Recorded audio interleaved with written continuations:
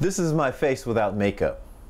I have a disease called vitiligo, and over the years my pigment has been slowly leaving and leaving until at one point it was all the way gone. But it's coming back. Let me explain. When most people see me on camera, I'm fully covered up, fully made up. Here's what I really look like. This is my face without makeup. 2005 was the first time I shared my story on TV and revealed my face without makeup for the first time. It was a tough decision, and the story made national news. 2 years after that, Turning White, the memoir I had written, was released, and that made international news. I started a support group and went on several TV and radio shows all over the world. But that started something that continues today. It seems like I spend a lot of time in airports. I have become an advocate for vitiligo patients and a motivational speaker sharing my story around the world. Sitting in the airport, getting ready to go to St. Petersburg, Russia, to speak at a conference. I've traveled from San Diego to Miami, from Spain to England, and even Russia.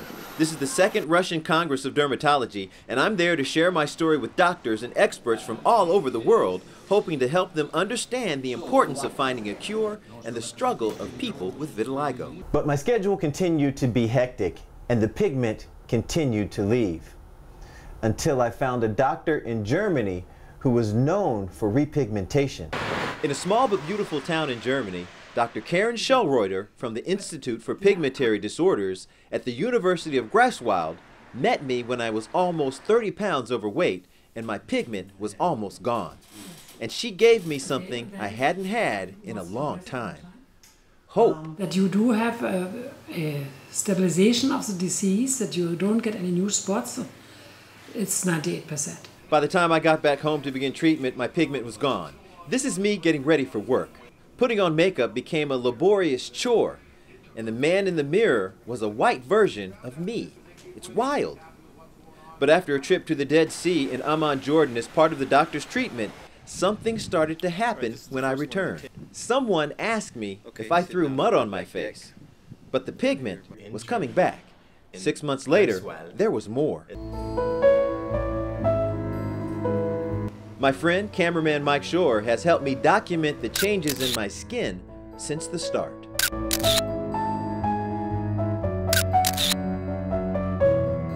So this is where I am right now. The pigment's coming back, and I'm torn with emotion. I'm happy to see the man in the mirror make a slow and triumphant return back to me, but I'm sad to see him go. I feel like I'm losing the brave and compassionate and understanding man that I've become. The support group I started is still going strong. I've become a motivational speaker with a story that is much bigger than this disease. And I have a beautiful daughter that makes my day every time. But it is a tough struggle as I continue to fight for people around the world who use my story as inspiration, or people who live with this disease, so that they don't have to face the ignorance and intolerance like this phone call I got last week. You're not going to like what I got to say, but I'm going to say it.